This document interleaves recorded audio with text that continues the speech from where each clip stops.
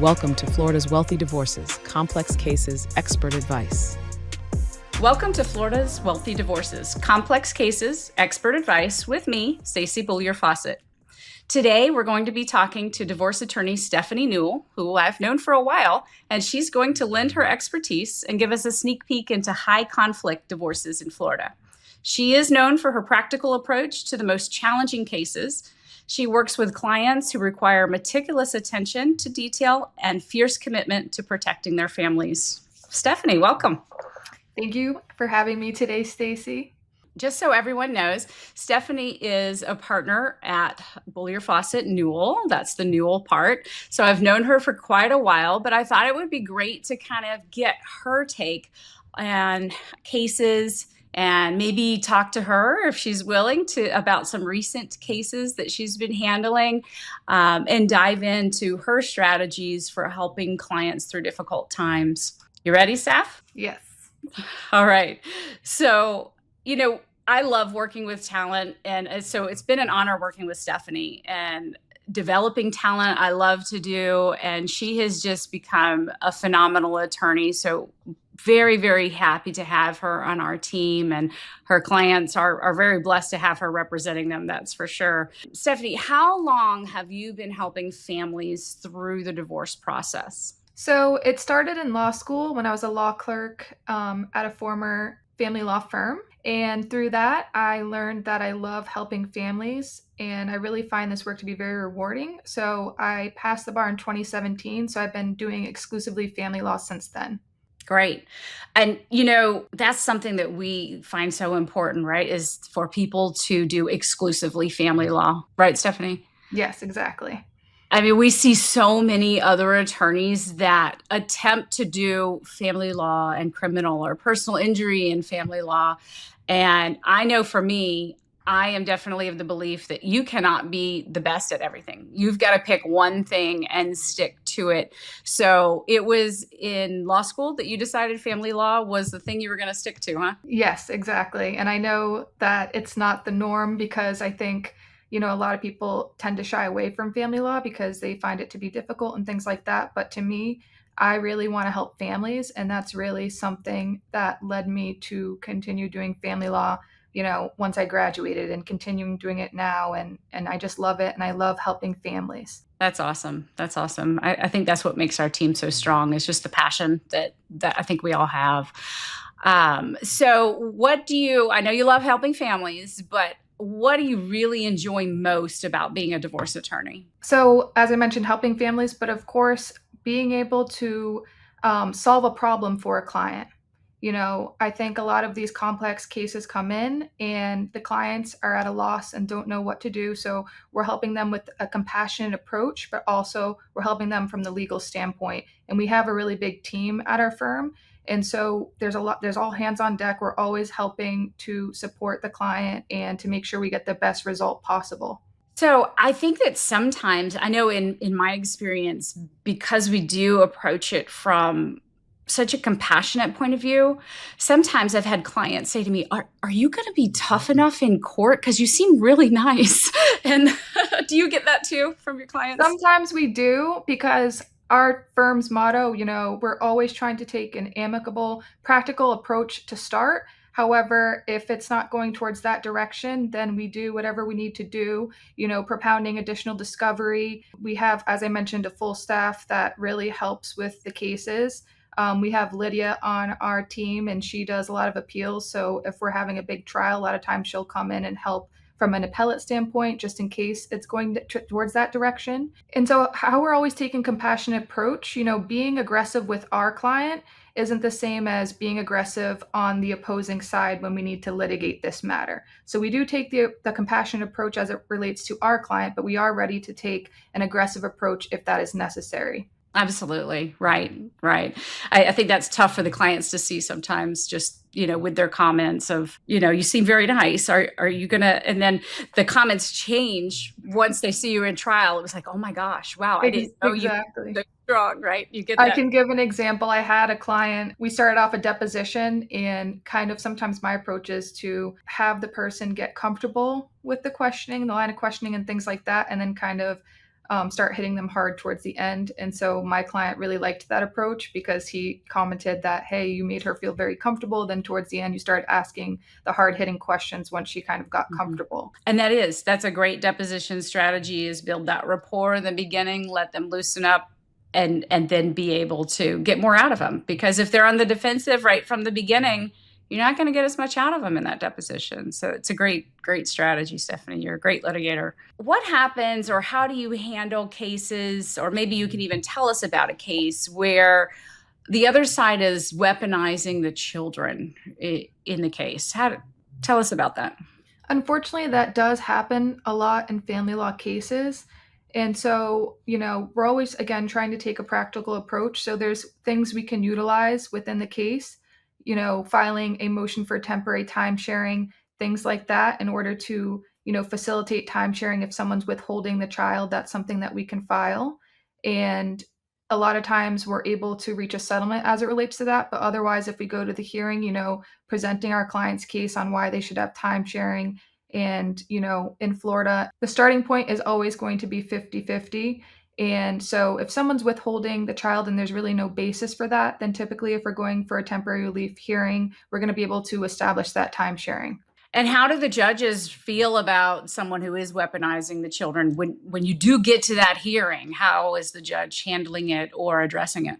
The judges do not like that. And definitely that's something we are going to bring forth to the judge, just so the judge can understand the background of what's going on. And a lot of times we're able to get makeup time sharing to kind of, facilitate, again, that time sharing between the parent that maybe lost out on time. All right. I know you handle cases from a very practical approach. Love that about the way you practice. What advice do you have for your clients when the opposing party is not willing to get on board with that practical approach? So I always tell my client that, just because they're acting a certain way doesn't mean we change how our strategy is moving forward, because we want to be in the best light for the judge. Now, if someone's not taking a practical approach, then again, we're going to do whatever we need to do. An example of someone not taking a practical approach might be that they don't want to provide their disclosure. And so we'll file a motion to compel to get that disclosure. That's an example of sometimes we see, someone trying to prolong the case and things like that. So there are tools that we utilize in order to progress the case and move it forward. I know that in my cases, it seems like there's always one side or the other that does not want the case to go forward.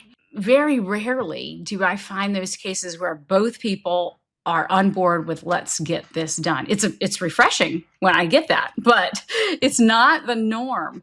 So do you find that it's about 50% male that wants to slow the case down and about 50% female, or is it heavier one side or the other? I think I can't really, say whether it's 50-50. I think it just depends on the family, because every family's different. So I have had times where, the husband wants to go to counseling and the wife does not want to do that. I've had cases where the wife is not prepared for the dissolution action. So it really depends on the family. Every family is different. So it just depends. I can't say if it's 50-50, in my mind, because we represent both male and female clients, and it really just depends. And we are a Christian-based firm, so sometimes that also has a bearing on, whether the client wants to move forward. And, that's something that our firm is, we guide them through that process as well, because sometimes, they might not believe it's time to have the divorce, but if one party is pushing forth on that, then, we make sure that we help them through that process with compassion. Do you have cases where one side or the other is asking the court to require them to do marriage counseling before proceeding with the divorce? I've had cases where the case has already started. I've had 2 cases actually where this happened recently, where the case had already started and one party wanted to do the counseling. So in those cases, if one side wants counseling and the other side doesn't, what do you do? So you can file a motion. So I've had that happen recently where, their opposing party wanted to go to counseling. So they filed a motion and we went to a hearing on that. And then from there, the judge decided, if one party doesn't want to go to the counseling, a lot of times the judges are going to say no.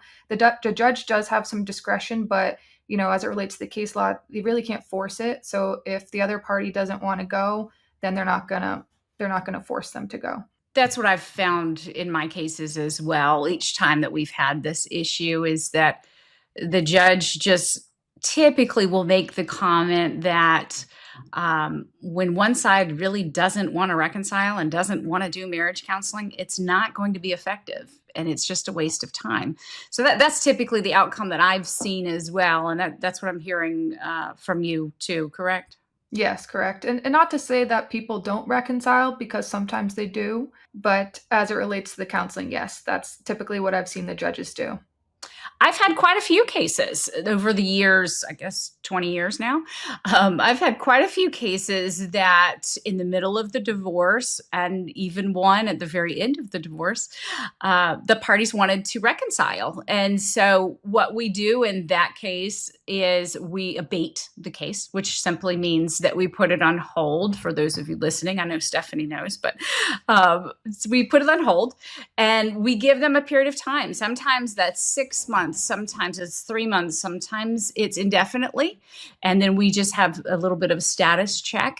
I have had probably 5 cases over 20 years that attempted that reconciliation during the divorce and were successful at it, didn't come back. The rest of them eventually did come back. It was just a matter of, we're going to give it one last try. We're going to, exhaust all efforts. Sometimes I have people come to me and say, I think that if I file for a divorce, it might be the wake-up call that gets the other side to understand that I'm serious and we really need to work on our marriage. Have you had that happen as well? Yes, I've had that happen as well. And I have had that be successful, where someone does file because, they're trying to say it's the wake-up call. And then ultimately they end up reconciling and then dismissing their case. But I do think abating the case, a lot of times that's what we recommend, just because it gives you that time to try to reconcile, but you're also maintaining your filing date. So that's something that, is important. Sometimes, depending on what the assets are within the case, typically the cutoff for evaluation of assets is the date of filing. The court, of course, has discretion on that. So it is good sometimes to keep that filing date. It could be a benefit to the client to keep that filing date. And so abate the case, kind of put it on pause and see if you can reconcile. And then if you can't reconcile, you can recommence the case. And then from there, we just move forward. And a lot of times after the abatement too, something we might do is go to a mediation and kind of touch base and see if we can, resolve the case amicably. Right. Also, the abatement versus dismissing the case, because most of the time my clients have come to me and said, hey, let's dismiss. We want to attempt to reconcile. And I have to explain what that abatement is. And another benefit of that abatement, besides your filing date, is you've already paid to have these documents drafted. You've paid to have them filed. The clerk of court alone charges a $409 filing fee. And you've had the person served. So there have been a lot of expenses that were incurred. And if you dismiss, you start from square one. But if you abate, you just pick up and continue on with that case. So explaining that has helped people understand why they should abate instead of dismiss. But even still, sometimes people want to dismiss. They don't want that hanging over their head when they're trying to reconcile with their spouse. So I totally understand and get that as well. So Stephanie, we only have about 4 more minutes, but I just wanted to ask if there's anything else that you would like people that are possibly facing a divorce or maybe in a divorce and just feeling a little lost, if you'd like for them to know, or any advice you'd like to give them. I think trying to keep your cool through the process, it sounds very difficult, especially when, you're initiating a case. A lot of times people are dealing with narcissists. That comes up a lot where clients are dealing with that. So, trying to keep cool. And I always tell clients something to think about is everything that you put in a text message or an email, imagine that the judge is going to read that. So even if you hate this person, really think about that. Anything you put in a text message or an email, the judge could potentially read. So if there's children involved, of course, they're, going to bring up these text message and things like that. So really try to maintain your cool through the process, as difficult as it does seem. And we are here to help as it relates to that, because I think a lot of times clients just need to talk it through. And I think that's something that, we do well at this firm. We handle cases with compassion as it relates to our clients. We don't see them as just a number. And so I always tell clients, we can talk if you want to blow up some steam. I'd rather you call me rather than, text your ex-spouse and, send them explicit text message or something like that. It does make a difference. When the emotions are high, they make bad decisions and ends up costing them a lot more money, because then it results in phone calls from the other attorneys or motions being filed by the other attorneys. So there is a tremendous amount of value in that advice that Stephanie's given us today, that try to stay calm, keep your cool. It will drive the costs up if you don't, and it can be detrimental to your case. I absolutely give the same advice of I tell them to expect everything you put in writing, say, or do to appear in front of the judge, because oftentimes it does. And people don't think it can. They don't realize that. Do you get that too? That they don't realize? Yes. Yes. Yeah, they don't realize. They think, oh, my text messages are private. Those are personal communications. No, you're going through a divorce. I heard a judge say just the other day, you're going through a divorce. Nothing is private. Yes. And with that too, I think something to consider as well is social media. Posting on social media, that doesn't help your case. If there's children involved as well, the only person that it hurts is, the children. And I think, again, trying to keep things off of social media, it just helps your family move forward. It helps facilitate the end of the case and. Absolutely. Excellent advice, Stephanie. Thank you so much for joining us today. I know you have a busy day, so I'll let you get back to it. Thank you so much. Thank you for tuning in to Florida's Wealthy Divorces, complex cases, expert advice with me, Stacy Beaulieu-Fawcett. To connect with us or Stephanie, go to www.blgfl.com.